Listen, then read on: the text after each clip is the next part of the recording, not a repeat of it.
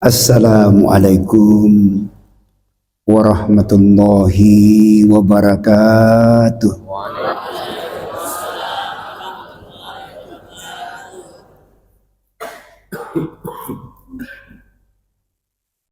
Alhamdulillahi rabbil alamin. Wassalatu wassalamu ala asrafil anbiya'i wal mursalin Sayyidina wa maulana Muhammadin wa ala alihi wa sahbihi wattabi'it tabi'in wa man tabi'ahum bi ihsanin ila yaumiddin. Wardallahumma anna ma'ahum birahmatika ya arhamar rahimin. Amma ba'du, yang saya muliakan dan saya hormati segenap pengurus Masjid Al-Jihad beserta seluruh jamaah yang saya muliakan. Kembali kita pada subuh yang penuh berkah ini insyaallah, memanjatkan puji dan syukur kehadirat Allah Subhanahu wa taala, zat yang tiada henti-hentinya mencurahkan rahmat dan kasih sayangnya kepada kita semua, sehingga pada kesempatan ini kita masih termasuk dalam kategori hamba-hambanya yang beruntung, diberikan kesehatan berupa kesehatan fisik dan juga kesehatan rohani, sehingga kita bersama-sama berlomba-lomba datang ke masjid mulia ini untuk melaksanakan salah satu kewajiban kita, yaitu sholat subuh secara berjamaah. Kemudian kita menyempatkan lagi duduk dulu. Mudah-mudahan apa yang sampaikan ini meskipun sedikit bermanfaat kepada kita semua. Karena Rasulullah sallallahu alaihi wasallam bersabda, "Balighu anni walau ayah." Sampaikan saja apa yang kamu ketahui dari saya, walau ayat, walaupun hanya satu ayat. Fakam min sami'in au min mustami'in. Karena boleh jadi yang mendengar itu lebih bisa memelihara, mengamalkan apa yang disampaikan itu daripada yang menyampaikannya. Ini keutamaan ilmu Bapak, dan keutamaan menyampaikan ilmu. Bapak Ibu yang saya muliakan, seperti disampaikan Pak Ketua tadi, bahwa pada subuh hari ini kita menyampaikan judul keutamaan istighfar. Istighfar ini saya kira kita semua sudah paham apa itu istighfar Pak ya, dan kalimat-kalimat istighfar ya. Jadi Rasulullah sallallahu alaihi wasallam bersabda, "Innahu la yuganu ala qalbi wa inni la astaghfirullah fil yaumi mi'ata marrah."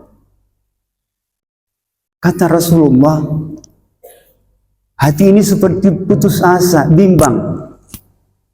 Layuganu itu macam-macam penafsirannya para ulama. Ada yang mengatakan beliau lalai suatu amaliannya, atau karena kebimbangannya sendiri, futur terhadap rahmat Allah, beliau menyesal. Jadi beliau tidak melakukan perbuatan dosa, hanya bimbang hatinya. Oleh sebab itu kata Rasulullah, wa inni la astaghfirullah bil yaumi mi'ata marrah. Dan saya ini, kata Rasulullah sallallahu alaihi wasallam, selalu beristighfar setiap hari. Pada lafaz yang lain disebut 70 kali atau lebih, dan pada hadis riwayat Muslim ini disebutkan 100 kali. Beliau mengucapkan kalimat istighfar tersebut. Jadi kalimat istighfar itu kita sudah paham ya. Kalimat paling pendek astagfirullah, kan? Kalimat astagfirullah, astagfirullah, astagfirullah sampai 100 kali.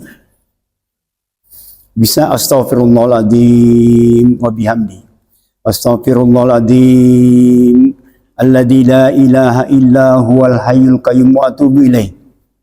Astaghfirullahaladzim alladzi la ilaha illa huwal hayyul qayyum wa atubu ilaih. Ada lagi nanti yang sajidul istighfar dan seterusnya. Banyak sekali kalimat istighfar ini. Mudah-mudahan nanti pada kesempatan yang lain guru bisa menjelaskannya. Karena pada kesempatan ini saya sebenarnya kemarin Pak Ketua Pakade itu mau menyampaikan pembahasan tentang surah Ali Imran ayat 133. Allah Subhanahu wa taala berfirman, "Wasari'u ila maghfiratin mir rabbikum wa jannatin arduhas samawati wal ard uiddat lil muttaqin." Artinya, berlomba-lombalah kalian pada ampunan Tuhanmu. Berlomba-lombalah kepada ampunan Tuhanmu. Wa jannatin, dan untuk memperoleh surga yang luasnya itu adalah seluas langit dan bumi. Uiddat lil muttaqin, yang disediakan bagi orang-orang yang muttaqin. Nanti lanjutan ayat ini jelaskan Allah Subhanahu wa taala apa itu, bagaimana ciri-ciri orang yang telah diterima istighfarnya dan bagaimana ciri-ciri muttaqin. Tetapi ketika saya membuka tafsir ini, saya menemukan beberapa riwayat yang sangat indah untuk kita dengarkan, untuk kita ketahui bersama, yang ditulis oleh para ulama yang berkaitan dengan kalimat istighfar ini. Dan pada kesempatan ini, kalau sempat, saya ingin menyampaikan paling tidak 2 ya, kalau sempat ya, kalau tidak 1 saja. Tentang bagaimana fadilah atau keutamaan istighfar itu. Kisah pertama diriwayatkan bahwa Imam Hasan Al-Basri itu seorang tabi'in. Tabi'in itu adalah generasi setelah sahabat ya. Jadi tabi'in itu belajar langsung kepada sahabat Nabi. Nah, beliau ini segenerasi juga dengan Khalifah Abdul Aziz, Umar bin Abdul Aziz yang sangat terkenal itu. Jadi beliau Imam Hasan Al-Basri ini pada zamannya itu merupakan ulama panutan ya. Banyak sekali pengikutnya, bahkan imam-imam besar berguru sama beliau.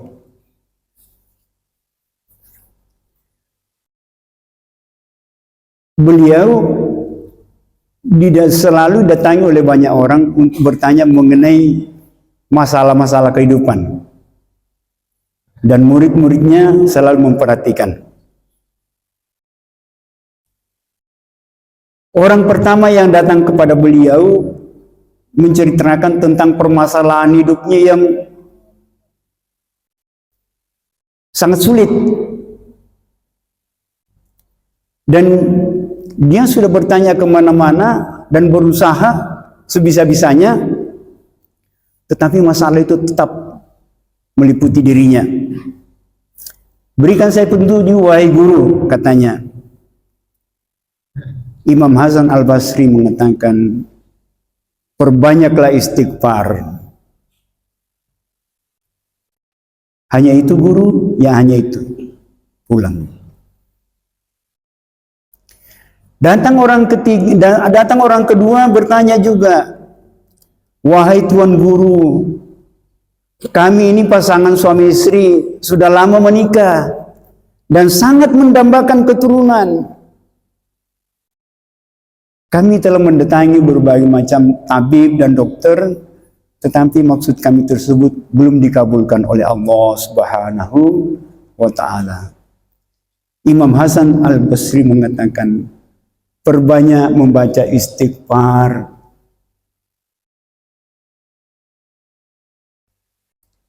Perbanyak membaca istighfar. Baik setelah kalian sholat ataupun di waktu senggang kalian. Hanya itu guru, amalkanlah dulu. Pulang. Kemudian datang lagi orang ketiga, seorang petani. Wahai guru, saya ini petani. Saya punya kebun yang luas. Tetapi setiap saya menanam tanaman, ada saja halangannya sehingga saya tidak bisa panen. Kalaupun dipanen hanya sedikit sekali. Berikan kami amalan, wahai guru. Berikan kami petunjuk. Imam Hasan Al-Basri hanya mengatakan kepadanya, perbanyak istighfar, mohon ampun kepada Allah Subhanahu wa Ta'ala, baik setelah selesai salat ataupun di waktu senggang-senggang kalian. Melihat tiga orang penanya itu dalam tempo yang berbeda itu datang kepada beliau, diberikan jawaban hanya satu, perbanyak istighfar. Murid-murid beliau penasaran, tapi mau bertanya sungkan sama beliau. Lalu ada seorang yang memberanikan diri, wahai guru, tidak bolehkah kami bertanya? Silakan katanya. Sudah tiga orang datang menghadap ke Tuan Guru, menyampaikan berbagai masalah yang mereka hadapi. Tuan Guru hanya menyampaikan satu solusi, perbanyak istighfar. Apa sebabnya? Bapak Ibu yang saya muliakan, Imam Hasan Al-Basri ketika ditanya muridnya seperti itu terdiam sejenak. Lalu dia membacakan ayat di dalam Quran surah Nuh ayat 10 sampai 13. Allah Subhanahu wa Ta'ala berfirman, ini yang dibacakan beliau kepada muridnya sebagai jawaban atas pertanyaan tadi. A'udzubillahi minasyaitonir rajim. Faqultu astaghfiru rabbakum innahu kana ghaffara yursilis samaa 'alaikum midrara wa yumditkum bil amwali wal banin wa yaj'al lakum jannatin wa yaj'al lakum anhar ma lakum la tarjuna Allah waqara. Artinya, maka aku, kata Nuh, katakan kepada mereka, kepada umatnya. Jadi ini ayat diucapkan oleh Nuh kepada umatnya, yang mungkin bertanya juga seperti kepada Hasan Basri tadi. Nabi Nuh mengatakan, mohon ampunlah kepada Tuhanmu. Sesungguhnya Dia adalah Maha Pengampun. Lalu niscaya Dia akan mengirimkan kepada kamu hujan yang lebat. Satu. Yang kedua, akan membanyakkan harta dan anak-anakmu. Dan yang ketiga, Dia Allah akan mengadakan untukmu kebun-kebun yang di dalamnya mengalir sungai-sungai. Lalu, malakum la tarjunallaha waqara. Mengapa kalian tidak mengharapkan karunia Allah yang begitu besar? Ini ayat yang dibacakan oleh Imam Hasan Al-Basri terhadap murid-muridnya atas pertanyaan mengapa beliau memberikan fatwa hanya memperbanyak istighfar, tidak yang lain, belum yang lainnya. Itu satu. Kisah kedua itu mengenai salah seorang imam besar, muridnya imam besar, Imam Syafi'i radhiyallahu ta'ala anhu. Itu punya murid yang sangat cerdas, namanya Ahmad bin Hambal, yang kemudian juga nanti menjadi imam besar dan imam mazhab. Beliau di samping punya kitab hadis namanya Sunan Ahmad, ya, itu beliau kata konon beliau menghafal ratusan ribu hadis. Jadi hadis-hadis yang sahih itu dikumpulkan di dalam musnadnya tersebut. Kemudian beliau menghafal ratusan ribu hadis yang bukan hanya matannya, isinya hadis, tetapi juga tentang martabat hadis itu. Ketika disebutkan sebuah hadis, beliau tahu, oh hadis itu berasal dari mana, dari mana, dari mana. Kajian ulama tentang hadis itu ini sahih, ini kelemahannya. Kelemahannya karena apa? Nah, itu beliau hafal betul itu yang seperti itu. Jadi beliau termasuk salah seorang imam besar, imam mazhab yang sangat terkenal dengan ahlul hadis karena beliau sangat pakar tentang ilmu hadis. Jadi kisah beliau ini itu terjadi ketika beliau sudah sangat tua dan tiba-tiba ingin berkunjung ke sebuah kota.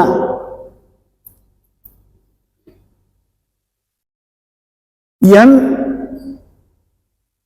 dia sendiri tidak paham kenapa dia mau datang ke kota itu. Tapi karena usianya yang sudah uzur, dia berpikir-pikir gimana caranya saya paling tidak 1 minggu perjalanan ke sana. Dibawa tidur, dibawa istirahat, datang saja keinginan untuk datang ke kota tersebut. Akhirnya dia katakan mungkin ini ada hikmah di balik semua ini. Lalu dia berkunjung ke kota itu. Singkat cerita, dalam perjalanan kurang lebih 1 minggu itu, tibalah beliau di kota yang dituju. Karena beliau di situ orang asing, dan ketika masuk dia tidak perkenalkan diri, dia hanya mendatangi sebuah masjid yang besar. Ketika sholat asar, dia sholat asar berjamaah. Maghrib berjamaah sampai isya. Setelah sholat isya, beliau sudah sangat kelelahan sehingga berbaring dalam masjid itu. Tetapi ternyata aturan di masjid itu bahwa siapapun tidak boleh tidur dalam masjid. Begitu.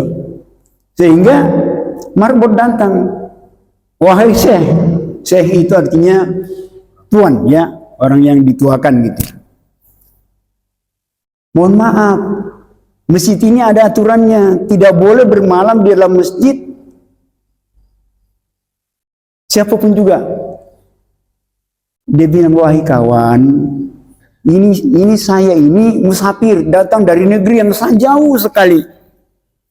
Dan saya tidak punya sanak keluarga di sini. Saya mau bermalam di mana? Dia bilang, tapi tidak bisa. Ini sudah aturan di sini. Saya tidak boleh melanggar sebagai marbot. Biarkan saya istirahat sebentar, nanti saya keluar. Tidak boleh. Akhirnya beliau didorong keluar masjid. Dorong keluar masjid. Udah. Di luar masjid itu di emperan masjid, beliau sandar-sandar di situ dan berbaring. Marbot yang sudah pergi tadi melihat, kenapa orang tua itu tinggal lagi, tidur lagi emperan masjid seperti itu. Didatangi beliau, wahai Syekh, mohon maaf, di emperan sini pun tidak boleh orang bermalam. Masya Allah, imam besar Pak, diperlakukan seperti itu. Tapi karena orang tidak tahu.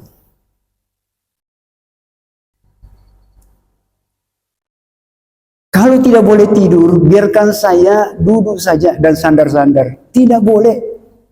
Nanti Anda tertidur juga. Katanya seperti itu ya. Sandar-sandar, karena ini tidur juga Pak ya. Jadi benar juga marbot itu. Akhirnya boleh didorong-dorong sampai ke tengah jalan. Takut marbot kalau dekat-dekat, balik lagi beliau. Sampai ke tengah jalan. Di seberang jalan itu ada sebuah toko roti. Membuat roti, dan yang punya toko itu melihat kejadian itu. Masya Allah, kasihan sekali orang itu. Sudah tua,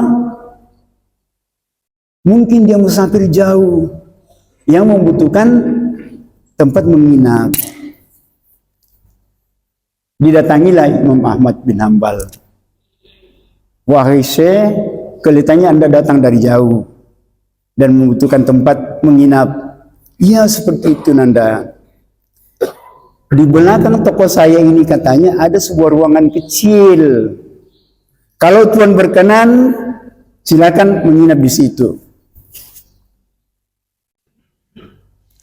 Masya Allah katanya, saya berterima kasih dan mengucap syukur kepada Allah Subhanahu Wa Taala. Semoga Allah Subhanahu Wa Taala membalas kebaikan Anda ini. Tapi karena beliau ini, si tukang roti ini sementara membuat roti, adonannya tanggung, sehingga dia meneruskan pekerjaannya. Dan Imam Ahmad diberikan bangku duduk di belakangnya. Imam Ahmad memperhatikan tukang roti ini. Setiap dia menuangkan air, menuangkan gandum, gula atau apapun, selalu membaca istighfar, astagfirullah. Kaget Imam Ahmad. Kok ini orang lain lagi amalannya? Membanting adonannya, astagfirullah. Meletakkan ke dalam bakaran, astagfirullah. Menimbulkan pertanyaan di dalam hati Imam Ahmad bin Hanbal. Masya Allah. Ini orang kok konsisten sekali dengan kalimat istighfar tadi. Astagfirullah saja diucapkan, astagfirullah, astagfirullahaladzim kadang-kadang, astagfirullahaladzim wa bihamdi kadang-kadang. Lalu Imam Ahmad tidak sabaran, dia bertanya, wahai Tuhan, saya ingin bertanya. Apa itu Syekh? Saya melihat Anda punya amalan berbeda dengan yang lainnya. Setiap melakukan sesuatu selalu mengucapkan istighfar. Dia bilang itulah amalan saya dan sudah lama saya amalkan. Sudah berapa lama? Kurang lebih 20 tahun yang lalu sejak saya memulai usaha roti ini. Lalu kata Imam Ahmad bin Hanbal, apa yang Anda peroleh dari amalan ini? Masya Allah Tuhan, Allah Subhanahu Wa Taala Maha Kuasa. Semenjak amalan ini saya laksanakan, tidak pernah suatu harapan yang terbetik di dalam hati saya melainkan dikabulkan oleh Allah Subhanahu Wa Taala. Anak-anak saya sudah pada menikah, pada cucu, mereka punya usaha masing-masing, dan saya pun seperti ini, masih bisa bertahan seperti ini, diberikan kesehatan oleh Allah Subhanahu Wa Taala melanjutkan usaha ini. Kecuali satu katanya yang belum dikabulkan oleh Allah Subhanahu Wa Taala. Itu sudah lama sekali. Itu keinginan saya, itu saya panjatkan kehadirat Allah Subhanahu Wa Taala, tapi belum dikabulkan. Apa itu? Dia bilang, saya mendengar nama seorang imam besar di Madinah yang dipuji orang keilmuannya. dan memelihara hadis Rasulullah sallallahu alaihi wasallam. Saya sangat rindu ingin bertemu beliau. Dan saya berdoa kepada Allah Subhanahu wa taala, berikan saya kesempatan ya Allah bertemu beliau. Imam Ahmad kaget setengah mati. Subhanallah, Maha suci Allah. Rupanya amalan istighfar Anda yang mempertemukan Anda dengan saya. Mengapa ya Tuhan? Sayalah Imam Ahmad bin Hanbal yang Anda sebutkan itu. Masya Allah.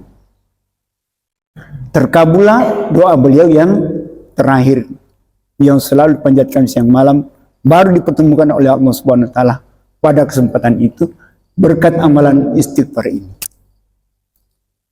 Mudah-mudahan dua kisah pendek ini dapat menggugah kita semua untuk mengamalkan istighfar di setiap waktu. Rasulullah sallallahu alaihi wasallam sendiri yang kita kenal beliau adalah maksum, ternyata boleh beristighfar minimal 100 dalam setiap hari. Lalu berapa kali kita bisa beristighfar? Kita kembalikan kepada diri kita masing-masing, seberapa jauh kita bisa mengamalkannya. Demikian yang bisa sampaikan pada kesempatan ini. Mudah-mudahan ada manfaatnya kepada kita semua dalam rangka mendekatkan diri lebih dekat kepada Allah Subhanahu wa taala, dan mudah-mudahan hajat-hajat kita dan doa-doa kita dikabulkan oleh Allah Subhanahu wa taala seperti orang-orang yang telah mengamalkannya tadi. Lebih kurangnya saya mohon maaf. Aqulu liqauli hadza wastaghfiruhu innahu huwal ghafurur rahim. Wassalamualaikum warahmatullahi wabarakatuh.